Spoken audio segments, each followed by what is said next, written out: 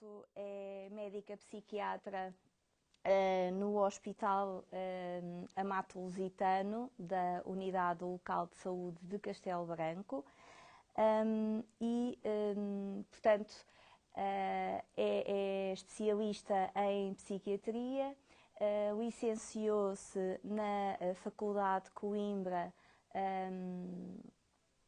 na Faculdade de Coimbra, e tirou também a sua especialização em psiquiatria no Hospital Psiquiátrico Sobral Cide, com uma excelente nota. Tem colaborado e também foi psiquiatra da instituição que represento hoje, a Associação de Apoio à Criança de Castelo Branco.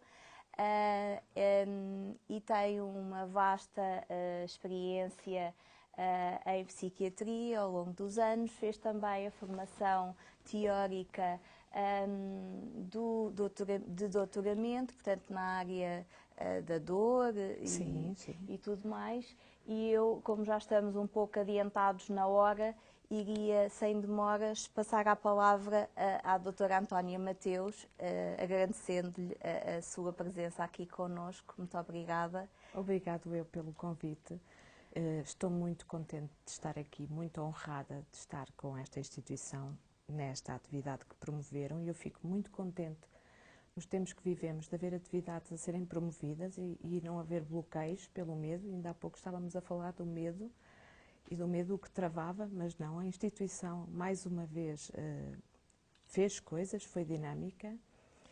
Estou esperançosa e faço votos que corra tão bem este ano como correu no primeiro encontro, que é um dia feliz que eu guardo na minha memória.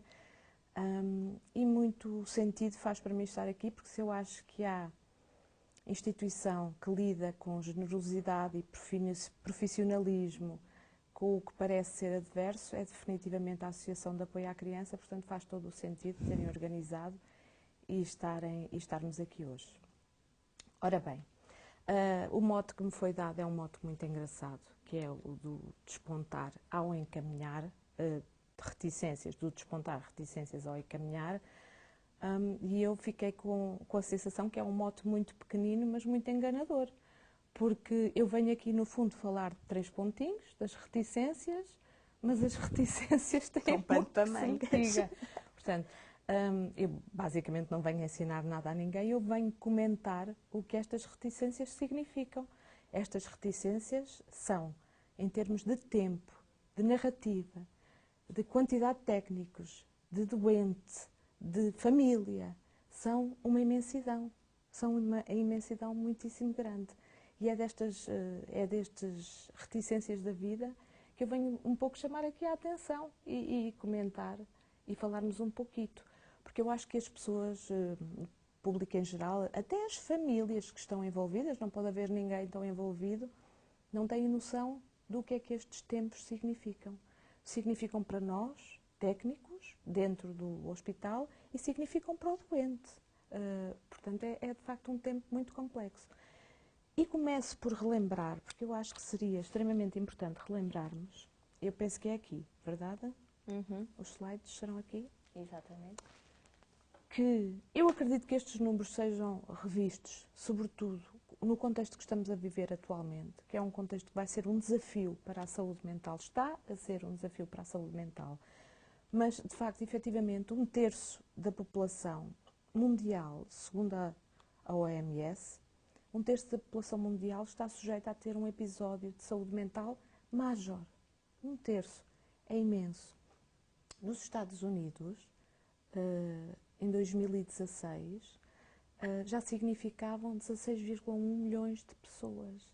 Isto de 2016, antes de ter sido eleito aquele personagem. Portanto, eu imagino que estes números devem estar extraordinariamente inflacionados. Esperemos que não estejam mais em 2024, é o que eu espero.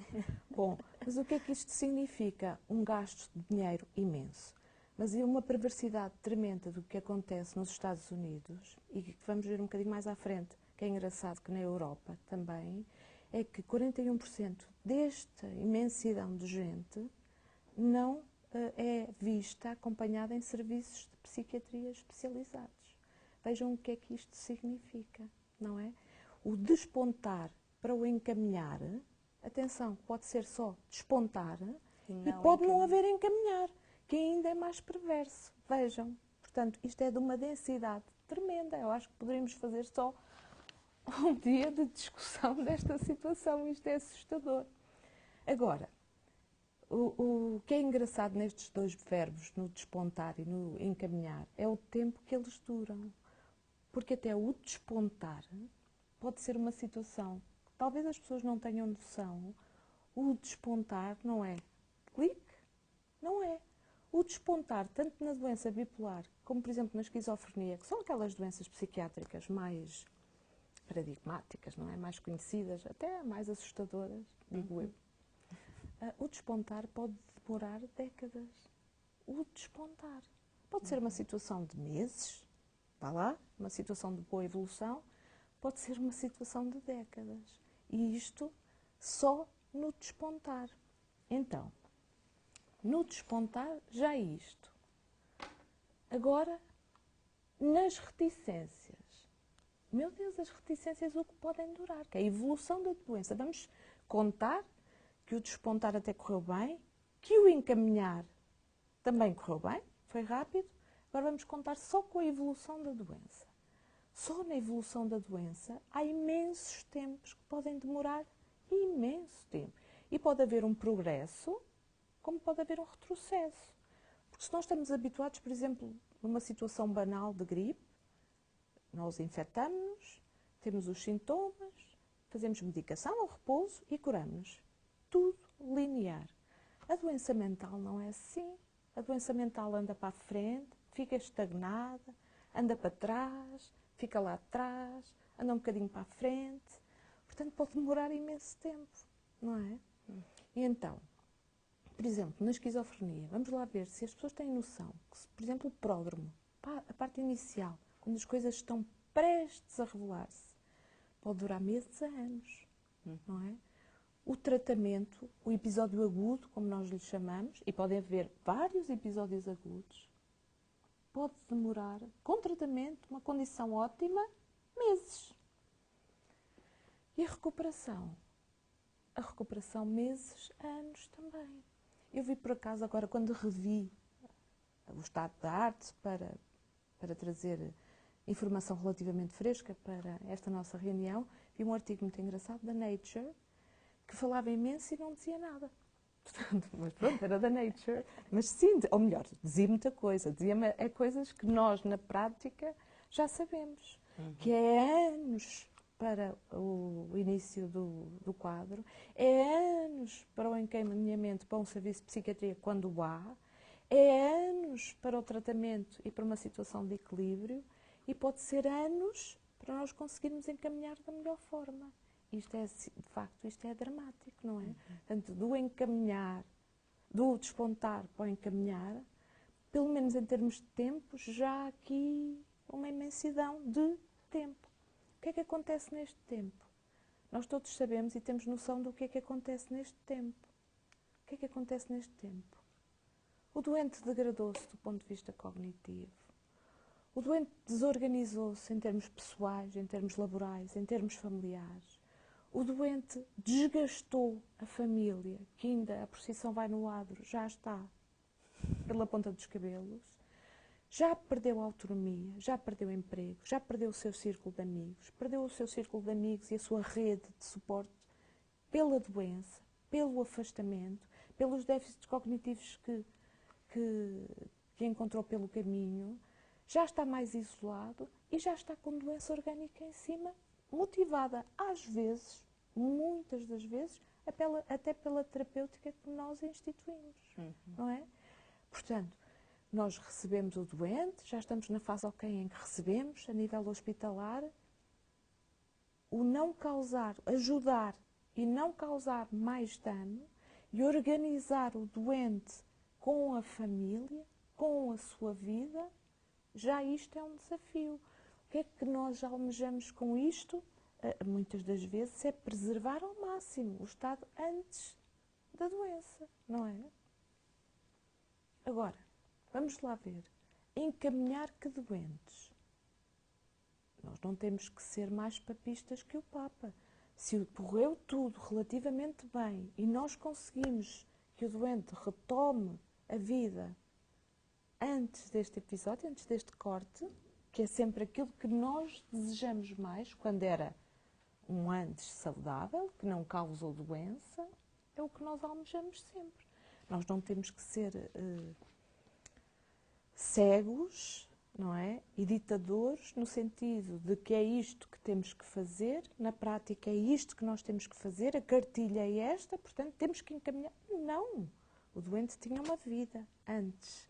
E aquilo que se almeja sempre, e aquilo que é saudável sempre, é ajudá-lo a retomar a vida que ele tinha antes, o melhor possível, certo? E isto implica muitas das vezes até reuniões com a equipe, com a família, reuniões laborais, terapia familiar, tanto, não é? Mas quando isso não é possível, pronto, então vamos analisar rapidamente o contexto que se pode seguir e que é subótimo, mas que será o melhor para ele, e então encaminhar. Que doentes é que nós costumamos encaminhar? Bom, costumamos encaminhar uma série de doentes, mas sobretudo aqueles que têm mais recaídas, mais tempo de doença mais devastadora, porque quantas vezes até não é um doente com vários episódios de internamento, mas a doença foi devastadora no início, roubou-lhe imenso, roubou-lhe competências, roubou-lhe cognição, roubou-lhe imensas capacidades para ter uma vida digna e integrada. Os que têm pouco apoio familiar ou comunitário, que tinham também pouca diferenciação antes da doença, e efetivamente isso conta, que têm outra comorbilidade, porque podem ter 2 ou 3 doenças psiquiátricas, ou uma deficiência física e uma doença psiquiátrica, ou 2 doenças psiquiátricas, ou. Mas, no fundo, todos os doentes que tenham dificuldades na adaptação social, independentemente do diagnóstico, e que nós percebemos que vão precisar de uma abordagem longitudinal, que nós vamos ter que acompanhar durante algum tempo, mesmo que encaminhemos e que eles voltem, que encaminhemos e que eles voltem, e que o encaminhamento esteja a correr maravilhosamente bem, não é? Portanto, estes 3 pontinhos são de uma densidade tremenda. Claro que os doentes que nós encaminhamos com mais frequência são a creme de la creme da psiquiatria, não é? Que são a esquizofrenia, a esquizoafetiva, a depressão major, porque sim, a depressão major, a recorrente, muitas das vezes também precisa de encaminhamento, as dependências, as perturbações da personalidade, e daria um debate se, neste caso, tem cabimento nossa intervenção e encaminhamento.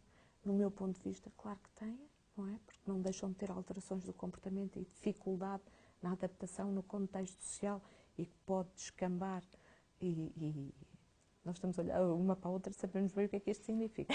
Podem descambar em situações muito mais complicadas, portanto, claro que sim, merecem a nossa ajuda e a nossa intervenção, mas são sempre doentes com patologia muitíssimo pesada, não é?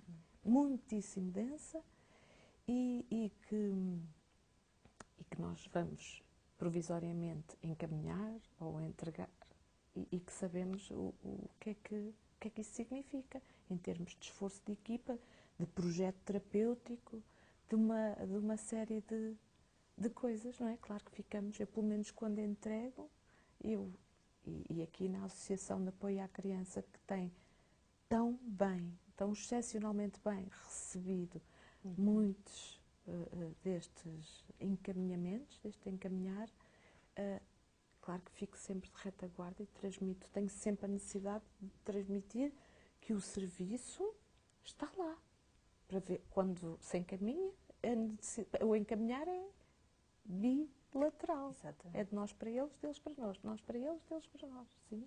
E eu não estou com isto a querer fazer nenhum tipo de condescendência ou de maternagem com os doentes, não, é o que é, o que é. Não, o que nós queremos vê-los é mais do que integrados e mais do que capacitados e autónomos. Isso é sempre a nossa aspiração. Exatamente. Por exemplo, na esquizofrenia, dando um exemplo simples que é fácil, é tão florido que é facilmente compreensível. As alterações cognitivas que se instalam nestes doentes são absolutamente dramáticos, não é? A falta de atenção, a dificuldade de planeamento de pequenos problemas, de chegar à resolução. Às vezes parece preguiça, parece inação, parece abulia, não é? É uma dificuldade de projetar o problema e chegar a uma resolução.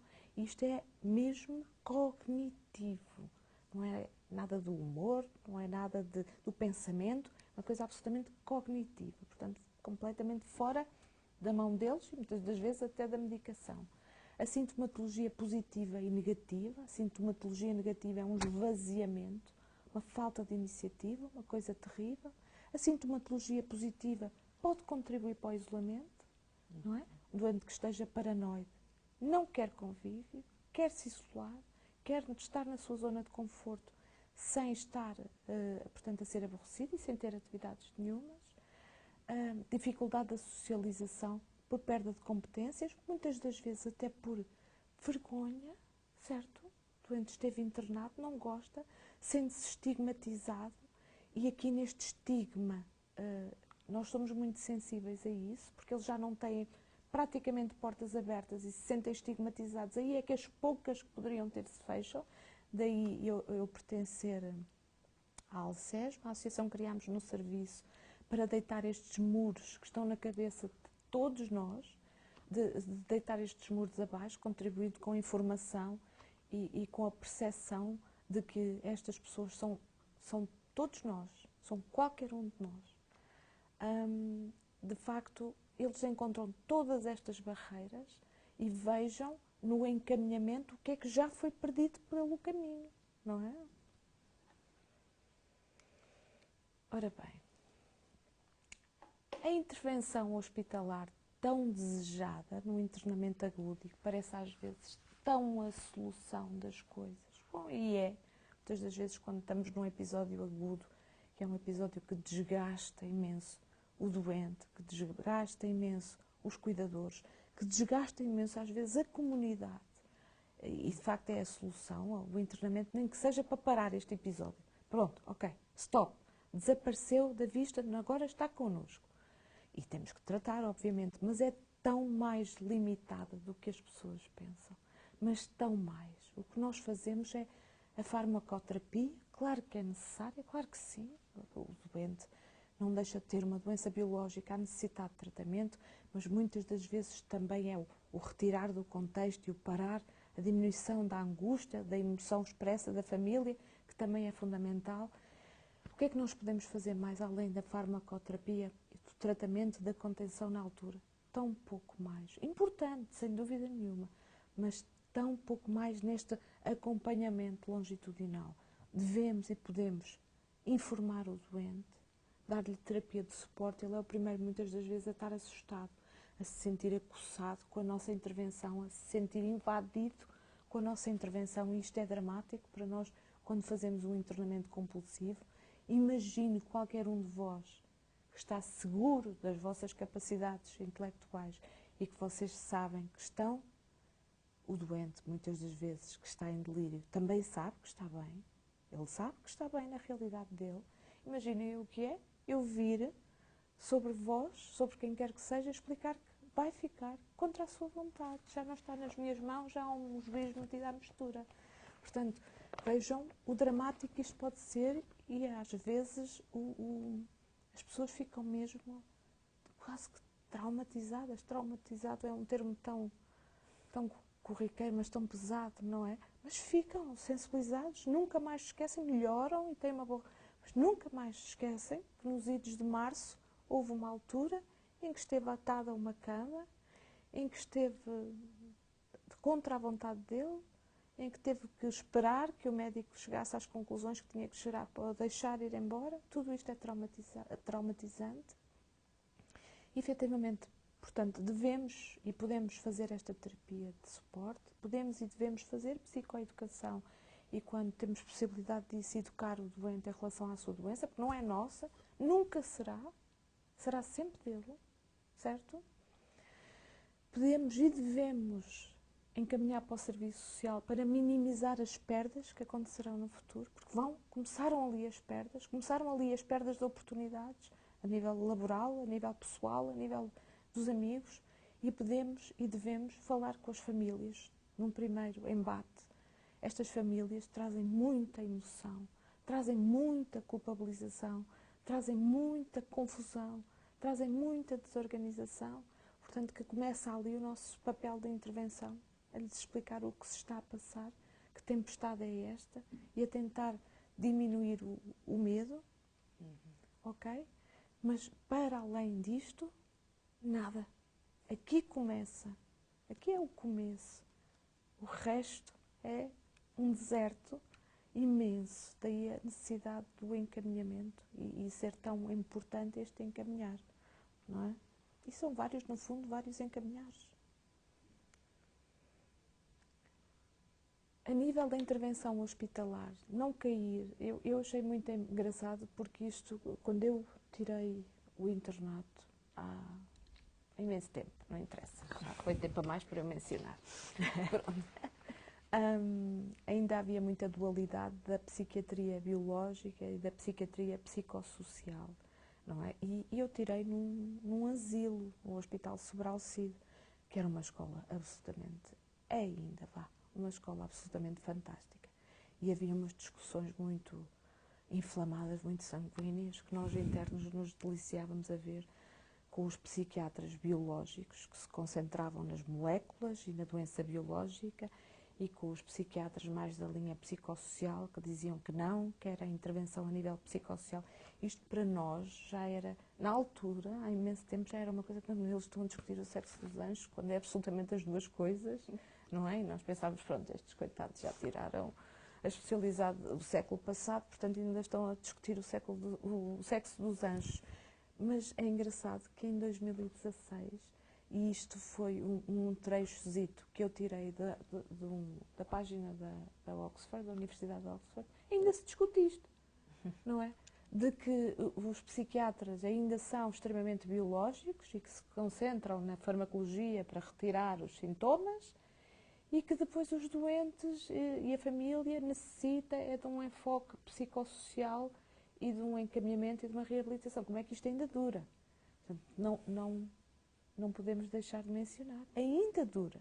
E, de facto, do despontar ao encaminhar, tem que levar obrigatoriamente estas duas facetas. No início, esta tão biológica, que ainda há tanto por fazer, não é? Porque continuamos e continuaremos à procura da causa explicativa do despontar de muitas doenças que têm uma carga genética imensa e que são absolutamente estáveis do ponto de vista de prevalência. E eu, para isso, conto ao público em geral, algo que nós sabemos, mas para o público em geral, uma coisa muito engraçada. Não tem piada absolutamente nenhuma. Na Segunda Guerra Mundial, portanto, os nazis trataram de fazer uma razia a tudo o que era doentes mentais. Foram os primeiros de todos, as pessoas esquecem-se de referenciar isto, mas os primeiros que foram estrear, que bom, foram estrear, privilégio, as câmaras de gás e essas coisas todas, foram os doentes mentais. Portanto, foram os bipolares, foram os esquizofrénicos, foi a deficiência intelectual, portanto, tudo o que era margem da sociedade e que seria, para os conceitos dele de raça, seriam perfeitos, foram todos limpos. O que é que seria de esperar? Seria de esperar que a geração seguinte não houvesse, certo? O destino é absolutamente maravilhoso. Há exatamente os mesmos números. Portanto, eles infelizmente fizeram aquilo àquela geração. A geração seguinte tem exatamente os mesmos esquizofrénicos. Pronto. Mas, efetivamente, casam-se as duas. A biológica, mesmo nós ainda desconhecendo tanta coisa, mas já temos o apoio da farmacoterapia tão útil, e temos a psicossocial, e não nos podemos esquecer disso, mesmo em pleno século XXI. Eu já me calo. Eu já estou a ver muita sinalefa. Estamos ótimos. Esperem. Sem stress. Ok. Estou mesmo na reta final. Não nos esquecermos também de uma coisa fundamental e que falamos pouco, que é este movimento que eu acho é um movimento social engraçadíssimo, que é o movimento do fecho dos asilos.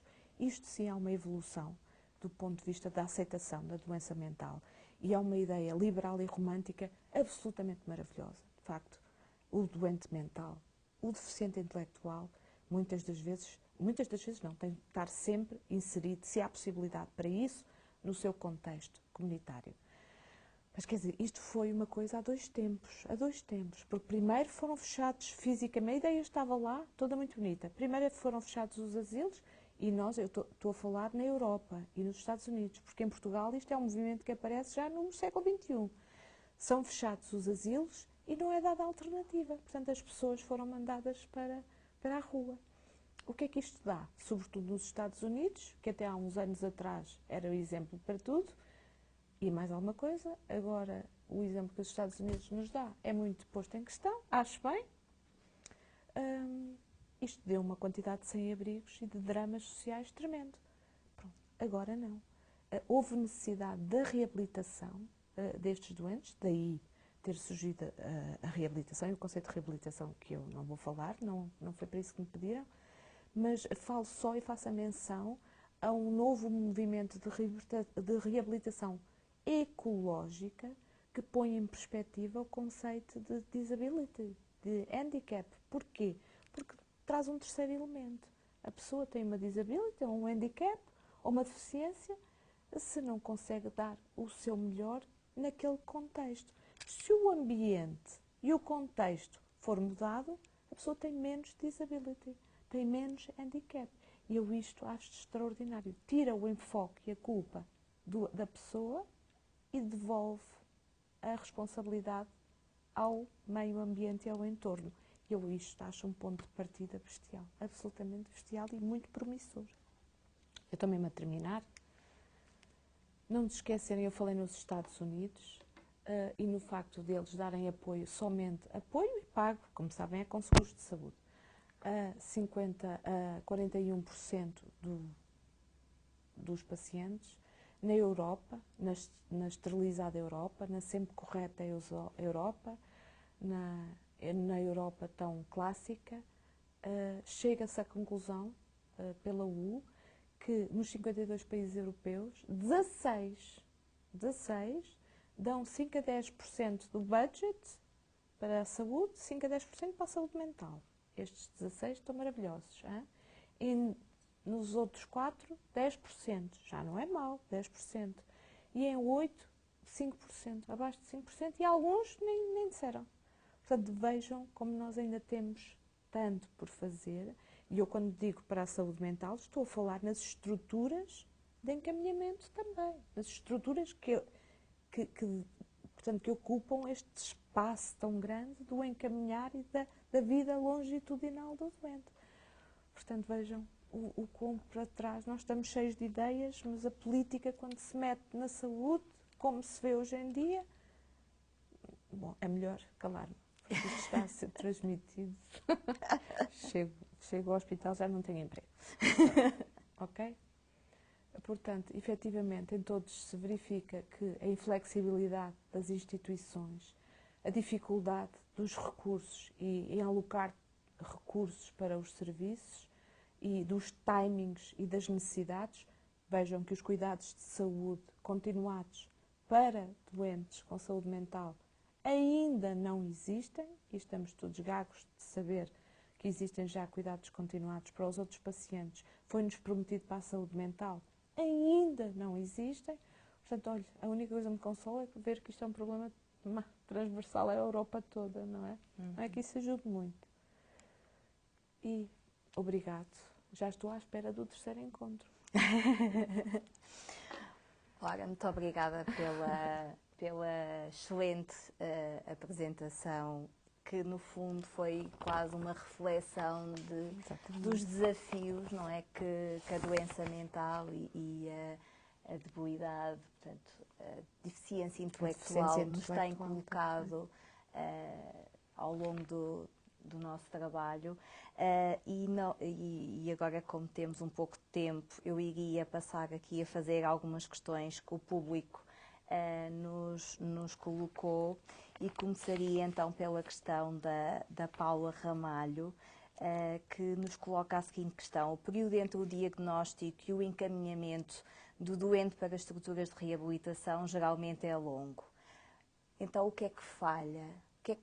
Não falha, não tem que falhar nada. Nós não temos que pensar que falha. Falham algumas coisas. Falham não haver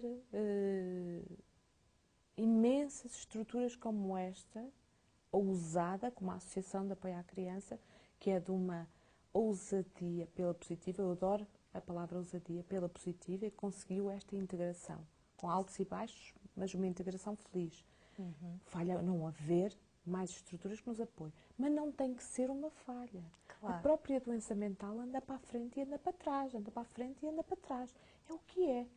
Quantas vezes eu não tenho problemas em admitir, quantas vezes eu ando a patinar e no início de uma esquizofrenia penso que o doente está aí com uma depressão.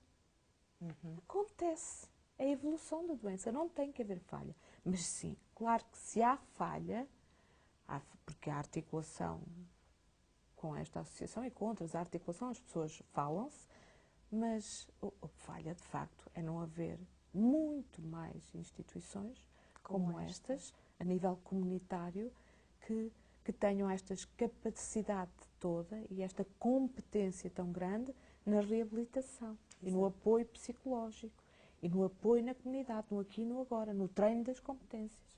Falha não haver o triplo das que há em Portugal. Exatamente. Eu até atreveria-me a dizer que, de facto, muitas das vezes os diagnósticos psiquiátricos, numa fase inicial, não é? Nós não devemos fechar o diagnóstico como uma coisa definitiva, não é? O diagnóstico na psiquiatria vai-se fazendo. Exatamente. Tem que ser um diagnóstico longitudinal, não é? Com certeza. Em que muitas das vezes nós achamos que, de facto, se trata de um tipo de diagnóstico. E vai saber com o tempo que surpresa, afinal, era isto. Exatamente. E, portanto, de facto, às vezes não há uma falha no encaminhamento. De facto, a doença mental não é tão linear e tão estanque, não é? Tem múltiplas facetas e muitas curvas e contracurvas. E dificuldades no diagnóstico da mesma. Sem dúvida nenhuma. E é um desafio constante, não é? Mesmo. Muito obrigada. Nós temos aqui também mais outra questão, em que o telespectador, o Marco Henriques, nos coloca a seguinte questão: para além dos hospitais, que outras soluções podem ser encontradas para as pessoas que não conseguem manter uma vida equilibrada? Para além dos hospitais, atenção, que a pergunta começa, não sei se de uma forma totalmente esclarecida. Os hospitais, mesmo na estrutura do hospital de dia, os hospitais servem única e exclusivamente, e isso é importante explicar, para a doença psiquiátrica aguda e para um seguimento de doença psiquiátrica que está estabilizada, mas que necessita de avaliação pontual em consulta. No hospital de dia, quando está no seu episódio subagudo. Infelizmente, estruturas de apoio, como eu estava a dizer, comunitário, para as pessoas, para qualquer doente que não consegue levar a sua vida, que está desadaptado, infelizmente existem muito poucas. É exatamente aquilo que eu estava a dizer. Eu até sou da opinião que aqui em Castelo Branco a oferta é simpática, porque as pessoas às vezes têm tendência de achar que os polos mais a litoral têm muita resposta. Muitas das vezes não têm tanta resposta como isso. Claro. Não é? Existe muito pouca. Isso claro, é o desafio, exatamente, a reabilitação ecológica para o futuro, para haver mais estruturas destas de apoio às pessoas que necessitam de auxílio somente na organização do dia-a-dia. Claro, claro que sim. Estou-me aqui a fazer sinal que temos que ir para um intervalo de 15 minutos do coffee break, não é? Vamos. Muito obrigada pela sua presença. e pela colaboração e Obrigado por pelo abraçar convite. este desafio. Abraço, sem dúvida. Só não vesti a camisola porque estou cheia de frio, mas visto, metaforicamente, as camisolas sempre desta associação com muito gosto. Claro que sim. Muito obrigada, doutora Antónia. Foi um prazer. Obrigado, o prazer foi todo meu. Obrigada, Até à Daiane. próxima. Até à próxima.